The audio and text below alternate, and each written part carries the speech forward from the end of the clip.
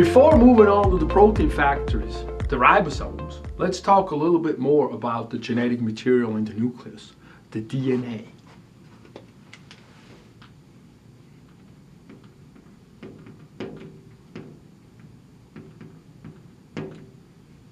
The DNA. Chromosomes are the actual DNA double helix. Woo, there we go. Made of nucleotides that we discussed in the chemistry videos. Every organism has a specific number of them. Fruit flies have 8, we have 46 as humans. They wrap around these proteins called histones that organizes the chromosomes very well. Because can you imagine we have 6 feet or 2 meters of this stuff in every single nucleus of our gazillion cells. Wait, not the red blood cells though. I should mention at this point that they are the cells in our body that have no nucleus. The nucleus is sucked out of them, and so to speak. And this makes them look like double-sided frisbees, specialized to only carry oxygens from the atmosphere in the lungs to all of our body cells. Doing that makes them have to be small and skinny and flexible, since they don't need produce. And they can basically be a bag of hemoglobins. We don't need to remake them. They're made in other tissues of ours and then pumped into the bloodstream. So removing the nucleus will help optimize their structure to their function and make them small and flexible, but it also minimizes the oxygen diffusion difference, which is another great adaptation. Anyway, back to the DNA. Chromosomes wrapped around these histones are now called chromatin. And you see that right here, chromatin. They flow freely around the nucleus, making it look like a bunch of spaghetti. And when the cell is then ready to divide, they organize in nicely condensed, visible, distinguishable structures that we know of the form that shows when we see DNA chromosomes, that's what we're kind of looking at. Now, I mentioned that ribosomes are the actual organelles that assemble proteins. The ones attached to the ER, the actual dots over here, are the rough ER because it looks rough. Parts of those ribosomes themselves are actually proteins themselves. Since they cannot make themselves, they are assembled in a region of the nucleus called the nucleolus. See here, the nucleolus. Ooh. There we go, nucleolus. Aren't those names pretty funny? Now that we talked a lot about the protein factories, let's go and deal with them. Ribosomes.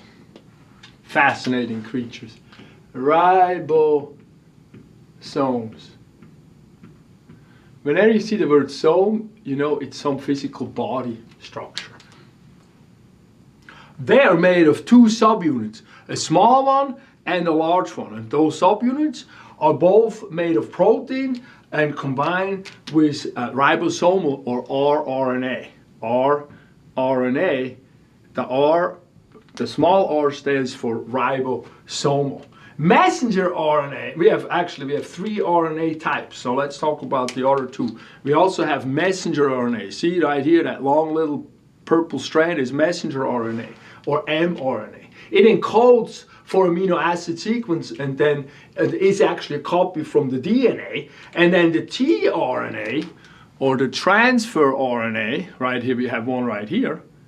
What that one does, it attaches to the different amino acids in the cytoplasm and brings them to the ribosomes. And then in the ribosome, it is the rRNA that reads the mRNA through the corresponding tRNA, brings and connects the different amino acids one after the other in proper sequence. For every 3 nucleotides in a row, we code for 1 specific amino acid. It's marvelous. It's really, really marvelous. Let's talk a little bit more in detail about that in a later video of how to make protein. Next now, let's go to the next coolio cellular structure called peroxisomes. Peroxisomes.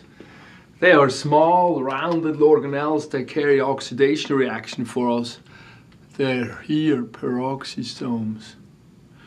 What they do is they break down fatty acids, amino acids, and then detoxify many of different poisons. In that process, what they do is they make H2O, hydrogen peroxide, and then the body breaks that down. This will be damaging to cells, and we have to break it down into water and oxygen, and the body does that in those peroxisomes. Cells generally use a lot of energy, especially if the cell does physical work, such as contracting a muscle, for example. This energy is in form of ATP, which we'll cover shortly. That ATP comes from food sources. The easiest one to use is glucose, the sugar molecule.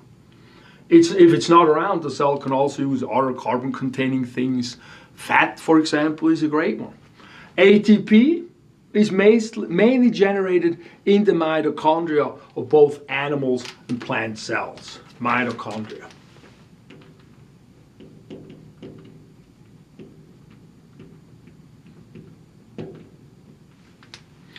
It is known as the powerhouse of the cell, equal powerhouse. It makes our energy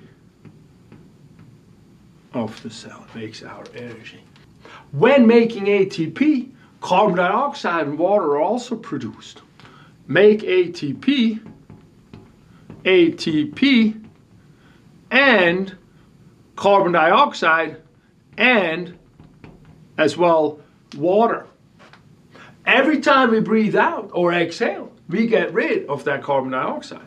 Taking that thought a step further, the carbon dioxide we breathe out is actually the same one we want to get rid of in our extra fat deposits if we're trying to lose some weight. This is why increasing our activity levels is always the most natural way to get rid of some extra pounds.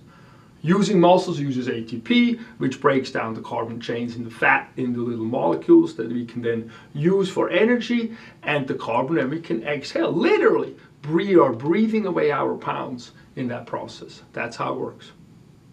Mitochondria are interesting as they have their own DNA and ribosomes. It is most widely understood that they evolved from prokaryotic bacteria themselves. They're made of two phospholipid bilayers, an inner one and an outer one. We have them right in here. You see the outer one is here, and then the inner one is right in here. The inner one folds heavily. We call that cristae, those folds. We'll talk about those more when we figure out how to make ATP in moving molecules past those membranes, those internal membranes. Animal and plant cells have a lot of the same organelles and structures, but they also got to have some different ones. Let's look at those a little bit. Both of them have microtubule organizing centers, which is where microtubules are made. But only the animal cell has centrioles, which are associated with it. Centrioles are pairs of structures that are made of 9 microtubules, 3-unit microtubule things. You can see there's 3 units, and then there's 9 of those all together over there. Centrioles are generally live near the nucleus and are microtubule factories, so to speak. They also multiply before the cell divides and then move to each of the different sides of the cell, the different poles, and they then act like magnets pulling each copy of the DNA towards them to make sure that the sacred DNA is evenly distributed in each of the offspring cells, the daughter cells. Microtubules in animal cells are also the main structure responsible for resisting that compressive forces that is put upon the cell, as we discussed previously. Plant cells have additional aid from a central vacuole, and you can see that right here, a central vacuole right in here, and that's big structure in here. That's what that one is. The central vacuole is a liquid sphere that acts as a reservoir of water and helps the plant regulate changing conditions. When dry, the plant will use its water from the vacuole and then will shrink, and that will make the plant wilt. That's the wilting. Cell walls in plants are pretty cool. They help them stay more rigid than animal cells and also put some extra layer of protection around them. When we talk about polysaccharides, we mentioned this cellulose structure. It's a chain of sugars, but the molecules are flipped, and that will make those molecules more tightly packable, which then adds to the rigidity. And of course, for us, that's the great digestive fiber that we can have. And also, when we eat some thing that's crunchy, the crunchy is when we break that cellulose down.